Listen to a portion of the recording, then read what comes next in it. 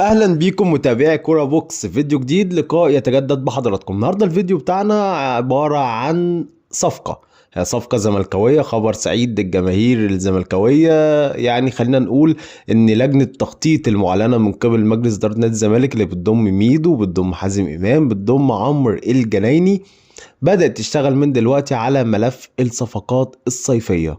ايوه، بدات تشتغل من دلوقتي، وفي لعيب خدوا توقيعه، في لعيب وقع رسميا لنادي الزمالك وهيخلص كل حاجة. يعني نادي الزمالك هيخلص كل حاجة بمنتهى البساطة مع ناديه. لكن خلينا بس نقول لكم في الأول إن الزمالك بيبدأ من دلوقتي إن هو يخلص اللعيبة المحلية. يعني شوف انت اللعيبة المحلية البارزة، النادي هيبدأ من بدري بدري يشتغل عليهم عشان خاطر يكون عنده قماشة كبيرة يختار ما بينها في الصيف. يعني اللعيب اللي انت بتوقع معاه انت ممكن تكمل معاه وممكن لا، ممكن تكمل معاه التعاقد وممكن لا، لكن انت بتضمنه في الاول وفي الاخر. طيب خلينا بقى نرجع ونقول اللعيب اللي الزمالك وقع معاه هو يسري وحيد لاعب طلائع الجيش. ايوه، يسري وحيد لاعب طلائع الجيش. ميدو شايف ان هو، وحازم وبشكل عام شايفين ان هو لعيب كويس. هو وينج يمين، لعيب اشول ويقدر يلعب باك ليفت شويط.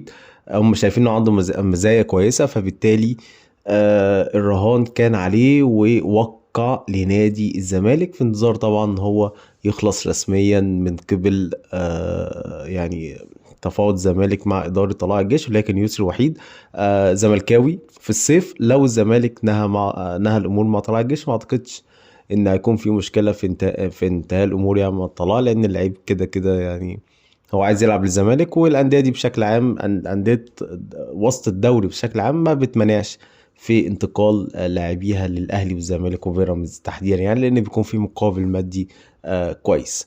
ده الفيديو بتاع النهاردة، وما تنسوش الاشتراك في القناة، وصباحكم مساءكم زي الفل.